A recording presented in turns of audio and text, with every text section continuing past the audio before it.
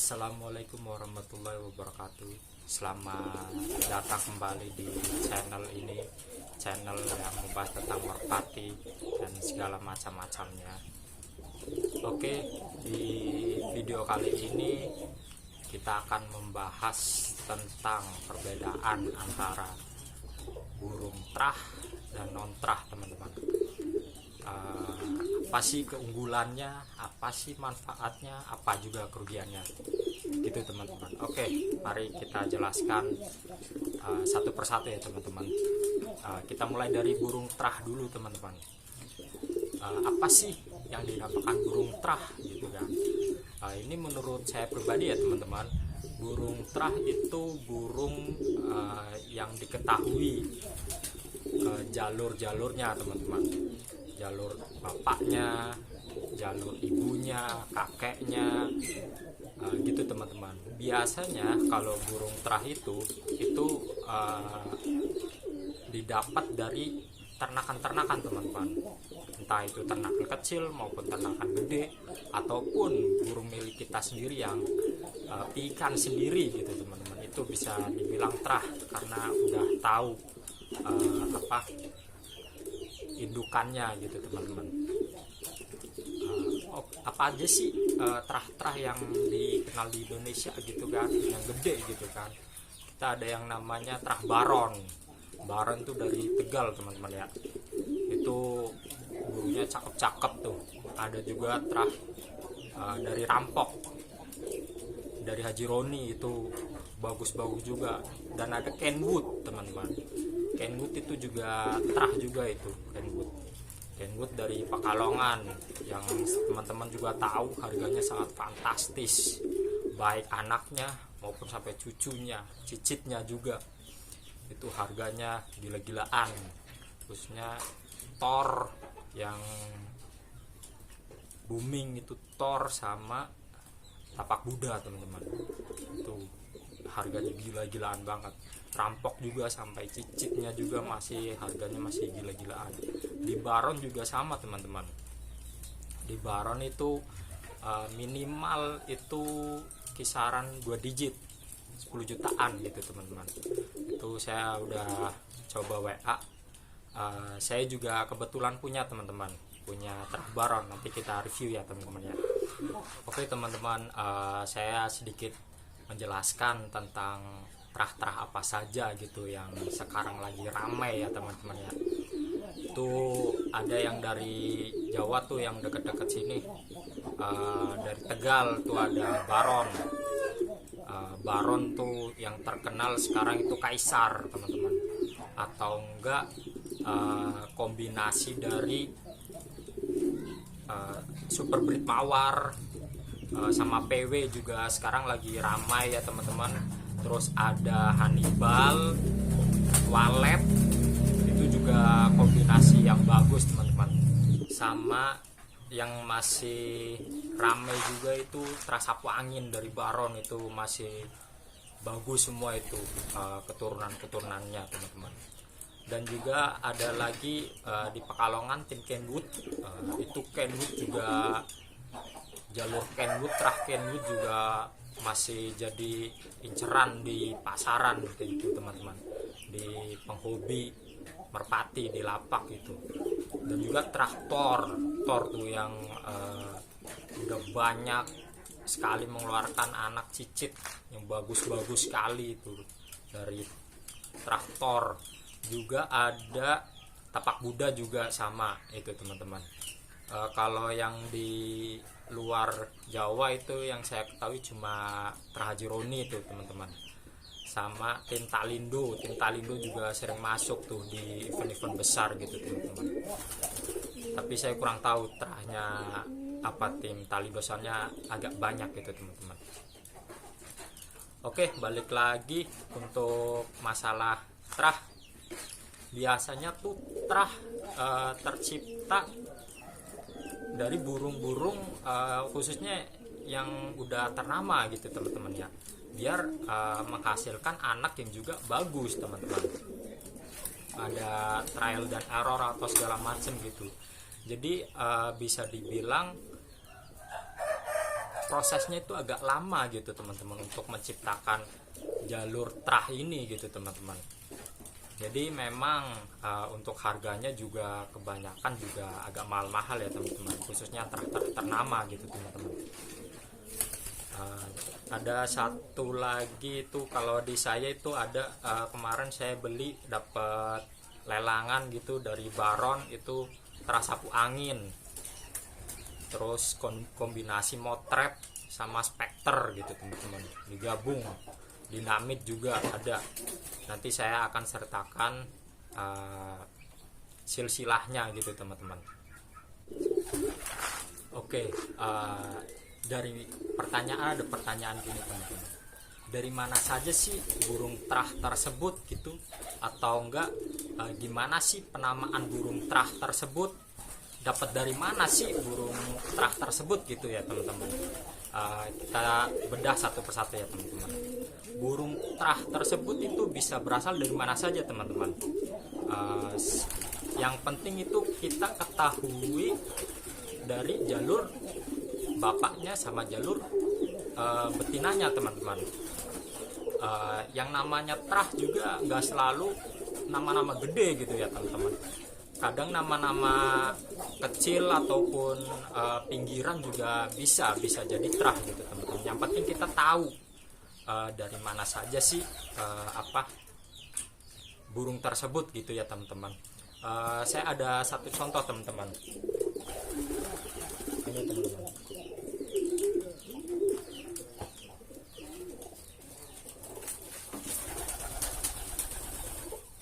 Nah ini teman-teman, ini burungnya udah jadi indukan. Dulu dia anakan dari kandang saya sendiri teman-teman, tapi udah lama banget. Jantannya itu saya dapat dari Pekalongan, dia sering juara lomba pinggiran gitu teman-teman. Namanya kurang tahu, saya lupa gitu teman-teman. Indukannya, betinanya juga dari saya sendiri gitu. Dulu anakan dari burung tinggian gitu teman-teman. Kita review larnya teman-teman. Ini larnya teman-teman. Ini matanya. Bodinya bodi gede banget teman-teman.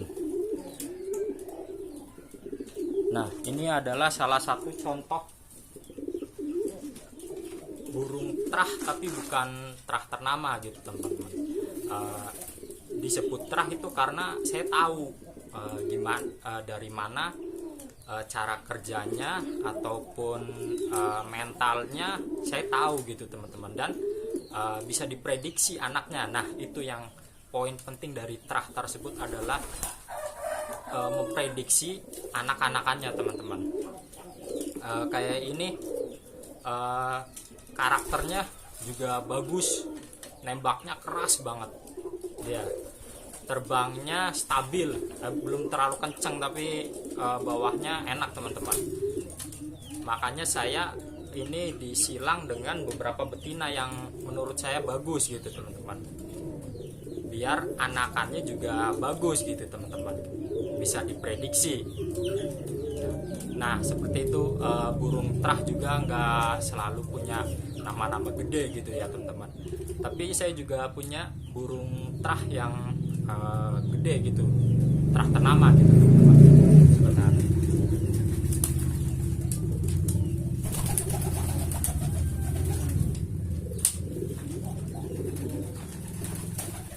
Nah ini burung trah dari Baron teman-teman. Ini matanya, bentuk kepalanya, ini larnya bagus-bagus banget teman-teman. Bodinya juga enak, nggak terlalu gede, sedang. Tulangannya juga enak, pegangan juga enak teman-teman. Nih ringnya. Nah kan untuk burung-burung trah ternakan gede, ternakan besar itu kebanyakan punya ring ya teman-teman ya, entah itu satu atau dua gitu, kebanyakan punya. Biasanya untuk mengetahui dia berasal dari tim mana, dari ternakan mana, ataupun dari indukan yang mana gitu teman-teman. Biasanya kalau ternakan-ternakan gede pasti ada semua gitu. Saya lihat di tim Kenwood juga ada, terus di Rampok juga ada gitu teman-teman, apalagi di Baron gitu kan teman-teman, pasti ada teman-teman. Dan juga dari khususnya dari harga ya teman-teman. Apa sih yang membedakan burung bagus sama burung enggak? Itu terah pun juga ada yang bagus ada yang enggak teman-teman. Seperti yang saya bilang tadi, datang berasal dari mana gitu terah tersebut gitu teman-teman. Kalau yang ternakan gede ya pasti memang kualitas juga nggak bohong gitu teman-teman. Kayak saya ini juga harganya juga lumayan lah. Dari terah Baron ini betina ya teman-teman ya. Harganya juga lumayan gitu teman-teman. Tapi ada juga yang murah gitu teman-teman. Biasanya ternakan-ternakan kandang-kandang kecil gitu. Kayak punya saya itu biasanya saya jual juga harga kisaran 500-an gitu untuk anakan sendiri. Nggak terlalu mahal-mahal banget gitu teman-teman.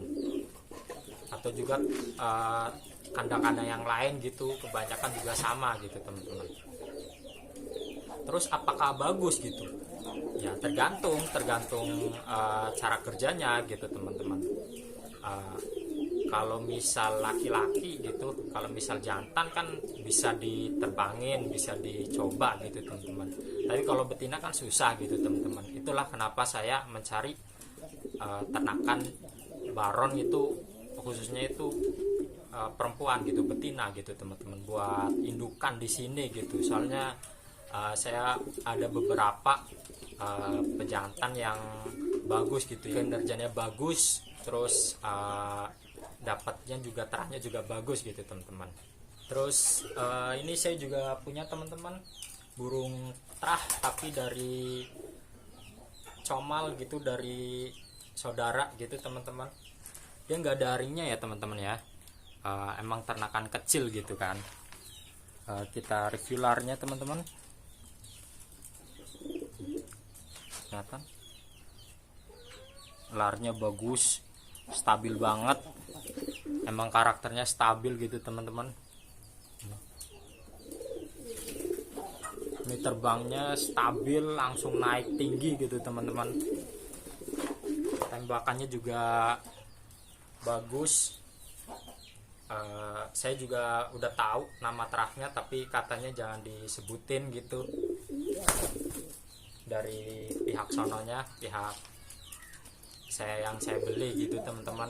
Saya beli burung ini juga nggak terlalu mahal ya teman-teman, cuma 300.000 dulu sepasang gitu teman-teman. Tapi apakah nggak bagus gitu, apakah kurang gitu? Nggak juga teman-teman, soalnya saya tahu gitu cara kerjanya, mentalnya, salangannya juga saya udah tahu teman-teman, dan dicoba dulu di situ gitu ya teman-teman, di comal tersebut, dan emang bagus gitu. Makanya nggak juga kalau ternakan kecil itu kualitasnya kurang, itu juga nggak juga, tergantung mentalnya, tergantung burungnya sendiri teman-teman. Oke teman-teman, sekarang bagian penutupan ya teman-teman. Apa sih keunggulan dan kerugian dari burung terah tersebut gitu kan teman-teman. Kita bahas keuntungannya dulu. Keuntungannya adalah kita bisa tahu nanti anakannya, prospek kedepannya itu seperti apa teman-teman. Kita bisa tahu karakter ataupun enak enggak dilatihnya buat anakannya teman-teman. Itu keuntungan yang pertama. Yang kedua, kita nggak usah khususnya untuk ternakan yang gede gitu ya teman-teman, kayak Baron atau segala macam yang udah ada prosesnya gitu kan teman-teman, udah ada pairing sana sini, kombinasi sana sini gitu teman-teman. Itu kita nggak usah repot-repot gitu buat ngebentuk indukannya gitu teman-teman. udah dikasih prosesnya, udah dikasih hasilnya, nanti bisa kita pairingkan lagi, kita kombinasikan lagi dengan karakter yang kita udah mau gitu teman-teman. Gennya itu udah ada gitu teman-teman. Itu keuntungannya juga teman-teman. Yang ketiga adalah kita nggak rugi-rugi banget gitu buat ngeluarin seperti jagung atau vitamin-vitamin segala macam gitu. Toh nanti hasilnya juga akan kita dapatkan kembali dari ngejual anak-anakannya gitu teman-teman. Itu keuntungannya gitu. Kerugiannya apa sih gitu kan? Kerugiannya itu dari segi satu, harganya teman-teman. Kebanyakan itu kalau ternakan itu harganya gede-gede banget gitu teman-teman ya, khususnya yang udah ternama gitu kan. Harganya bisa 2 digit atau lebih gitu, atau jutaan gitu kan teman-teman. Tapi ada pertanyaan lagi, gimana kalau beli yang di ternakan kecil gitu? Menurut saya pribadi sih kurang direkomendasikan ya teman-teman, khususnya untuk betina gitu, kecuali emang dia teman-teman udah paham nih, udah percaya nih sama orang tersebut, hasilnya juga udah ada nih dari orang tersebut gitu, khusus untuk betina ya teman-teman. Kalau untuk jantan kan kita bisa dites atau di lop-lop lah, tipis-tipis gitu kan. Kalau betina kan nggak bisa teman-teman, dari salangan doang. Salangan kan juga menurut saya kurang bisa prediksi dengan benar gitu. Kalau misal dari omongan juga menurut saya juga kurang gitu kan.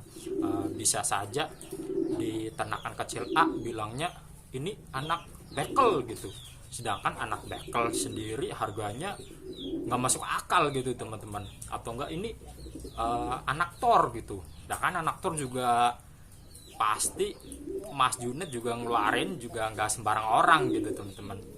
Atau ini cucu tor gitu teman-teman, ya kurang gitu kan. Tapi kalau misal jantannya ini misal seteloran nih, sesarang nih teman-teman ya, jantannya bagus nih, udah dites bagus, nah ini betinanya bisa percaya gitu, walaupun ternakan kecil gitu ya teman-teman ya. Itu dari untuk memangkas harganya untuk ternakan kecil, tapi menurut saya sih kurang gitu ya teman-teman. Dan juga untuk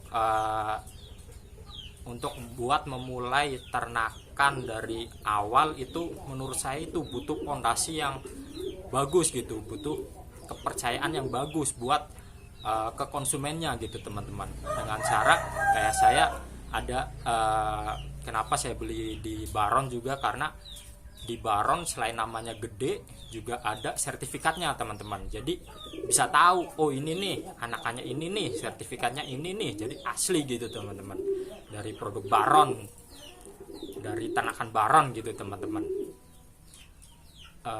Itu aja sih teman-teman untuk pembahasan burung trah gitu ya teman-teman ya.